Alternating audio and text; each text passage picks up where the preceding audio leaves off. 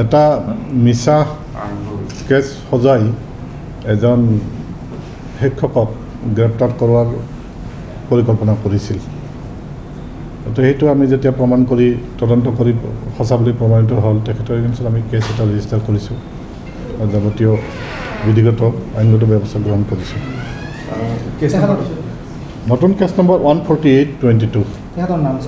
নাম SI উৎপল বৰা। প্ৰথমতে sub কণ্ট্ৰেক্টৰে June মাহৰ 19 তাৰিখে তাৰ পাইপ হেৰুৱা বুলি জনাইছিলে থানাত।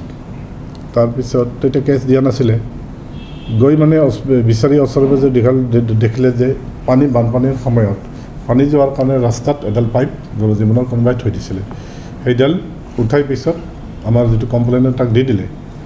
তাৰপিছত দুটা পাৰ্টিৰ মাজত অকণমান কাজিয়া হৈছিল। কাজিয়া হোৱাৰ পিছত এইটো পাৰ্টিয়ে ছাব কণ্ট্ৰেক্টৰ থানাত কেছ দিলে যে মোৰ 25ডাল পাইপ হেৰুৱাইছে। কিন্তু অচি গ'ল, আয়তো গ'ল।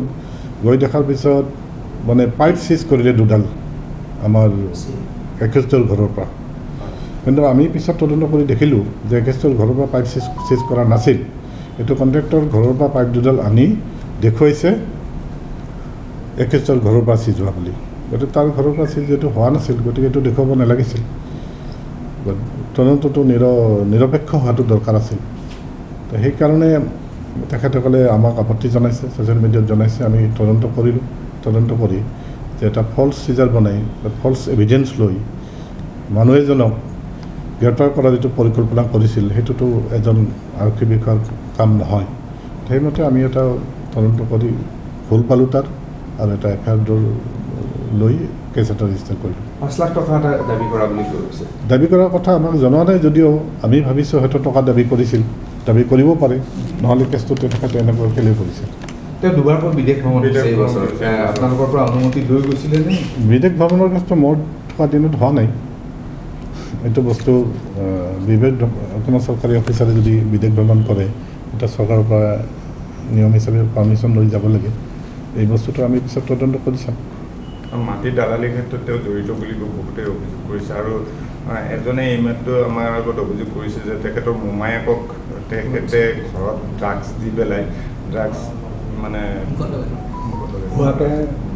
নহয়, সেইবিলাক তেনেকুৱা কথা নাই। এইবিলাক কিবা থাকিলে আমাৰ তাত আহিলে আমি তদন্ত কৰি চাম। আৰু বৰ্তমান কোৰ্টত আছে কেছ? বৰ্তমান সেইটো কোৰ্টত কেছ আছে।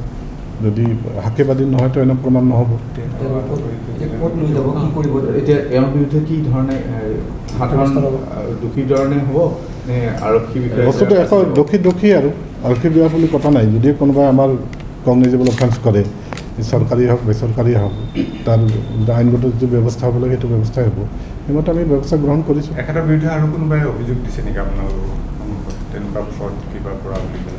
এনে অভিযোগ তেনেকৈ পোৱা নাই, কিন্তু আহি থাকে বিভিন্ন ধৰণৰ কেছত। ধৰিলে আমি FIR দিছোঁ, তদন্ত হোৱা নাই, মানুহ আসামী ধৰা নাই, এইটো এটা সাধাৰণ থাকি যায়। আমি সেইবিলাক নিজে senior officer DSP, additional SP, CI গৈ এইবিলাকৰ লগে লগে আমি মীমাংসা কৰি দিওঁ।